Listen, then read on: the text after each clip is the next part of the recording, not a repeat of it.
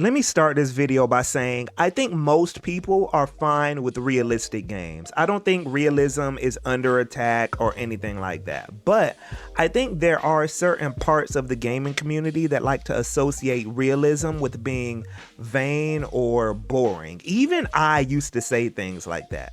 But over the past few years, I've realized this is a limited way of looking at realism. See, last year I beat Death Stranding, and it was one of the most interesting open world experiences I've ever played. The game has you traveling the world, delivering different packages to people, but the interesting part of all this is that the game requires you to maintain your balance as the packages get heavier, and every detail of the environment matters while doing this too. Small indentations and bumps in the ground can throw you off balance, for example, and make your character fall and damage their packages. In some video games, walking is more of an afterthought, an abstraction of moving your character from point A to B. But Death Stranding makes the player think about walking in a way that's closer to how we think about walking and carrying things in the real world. Almost toppled over. Now, I could go into more detail about how deep and hyper-realistic Death Stranding gets with all of it, but the main thing this game had me thinking about is how realism can actually be an interesting creative tool for games in general. And before y'all get on my case, yes, I understand Death Stranding also has unrealistic elements. But when I use the word realism, I'm not speaking about it in absolutes. There's a spectrum to realism, with some games leaning heavily into realism, some games just being based on realism mixed with fictional, stylized elements, and some games just being totally unrealistic. And this spectrum is a big part of what makes this topic interesting to me. Now, when it comes to visuals, you'll oftentimes hear some gaming enthusiasts say that realistic graphics don't provide the same level of creativity and originality that you get from heavily stylized games. And my response to this line of thinking is kind of. Because I view realism as a spectrum, the issue isn't about realism in and of itself. The issue is that a lot of games use realism in the same way, and this issue is not exclusive to realistic art styles. Any art style that gets used in a generic way will eventually be viewed as stale. If every game looked like South Park, for example, that would also get old after a while, even though the art style is cartoony and unrealistic. Even though I know some of y'all might like that, I don't know. The only reason that realism is singled out, though, from a visual standpoint, is because realism is the most common reference point when it comes to art styles. And when it comes to most things that are popular, the vast majority of people that are trying to do that thing will not be good at it. Now, with all that said, that doesn't mean realistic visuals can't be creative. Realism is an art style just like any other art style, and just like other art styles, it has dozens of techniques that allow artists to express themselves, and I want to talk about a few of those techniques, starting with color grading. So color grading is about how a game uses lighting and saturation to give a game's visuals a certain hue. You have games like Metal Gear Solid 3, for example, that had kind of a yellowish hue to it that was intended to be reminiscent of 60s movies. Art director Yoji Shinkawa talks about this in an interview with IGN. He says, "What we always wanted to do was give the 60s flavor. That's something we always wanted throughout the game, and we saw a lot of old films from that time period. We also watched real documentary footage from the Vietnam War so we could give that flavor, and also the lighting of the 60s, especially in the cutscenes." And this 60s inspiration that Shinkawa references is apparent throughout the game's art direction. The second technique I want to talk about is costuming / casting. That's what we're going to call this. This is about the aesthetic of the characters, from the hair to the fashion choices to even their bodies. Gears of War has a bunch of big neck buff people, for example. And Nomura also talks about his approach to hair in Final Fantasy 15 in an interview with NBC and says, "If you look at the real world, you don't see too many extreme hairstyles. That's why characters in games should have unique hairstyles. It's just one way to showcase each character's personality.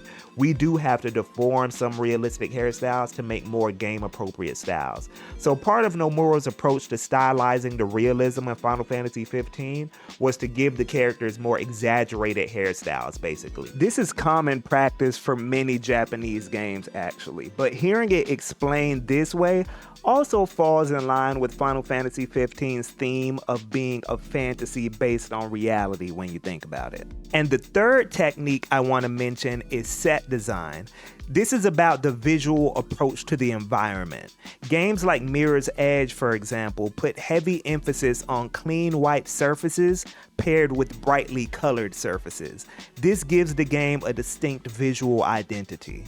All of these are examples of games with more grounded, realistic art styles, and yet they all look different from each other. I say all that to say, realistic art styles can be very expressive if they use these techniques in a unique way. Now, there's also important functional reasons for why a game might want to use realism. Realistic art direction can sometimes be used to create stronger emotional impact. Horror games, for example, oftentimes choose more realistic art styles because it can make things more convincing and more scary. In a similar vein, Mortal Kombat has continued to get more realistic in order to make the gore have more shock value, to the point where it may have allegedly even had negative effects on the developers working on them. And in terms of gameplay functionality, the environmental artist for Death Stranding even talks about realistic environment design being important when it comes to keeping the player's attention. They said, "We strive for realism in our work, so we use real things as is sometimes. In the case of man-made objects, the realism needs to be convincing. If the proportions are off by even 1%, players will notice and be distracted from the story. You can't just stand behind the player and say, 'Don't look there, look at the other stuff around you.' So we are especially careful." So it's not just that realism can be artistically expressive in terms of aesthetic.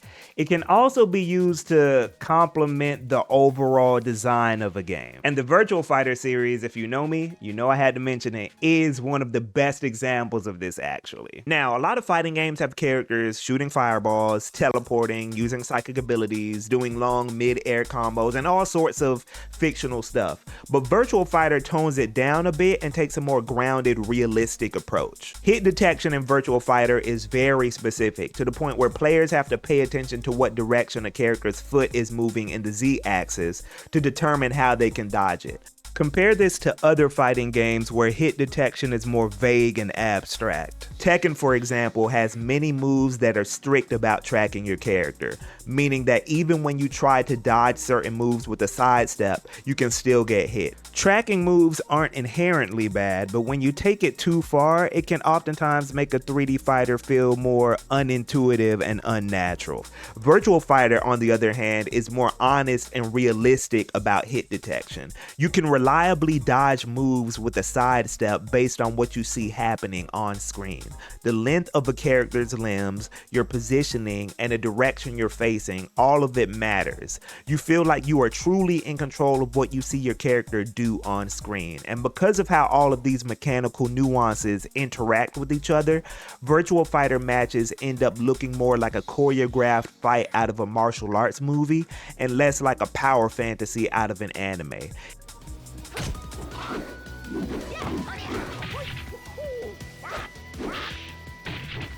In an interview with IGN, Yu Suzuki talks about his ambitions with the Virtua Fighter series and says, "From the start, I wanted to make a real fighter, like a Chinese kung fu game, and using 3D technology, we were able to do that.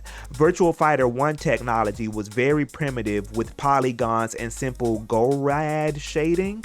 Virtua Fighter 1 looks like it was made of robots. So with Virtua Fighter 2, we wanted to change the robots into humans using texture mapping technology." So as the Virtua Fighter series was able to technologically achieve higher degrees of realism, the games were able to get closer to their vision of being playable kung fu films. And this also allowed the series to separate itself artistically from other fighting games on the market that were more fantastical and over the top. The recent proof of concept footage that Sega showed for Virtua Fighter 6 pushes this idea even further.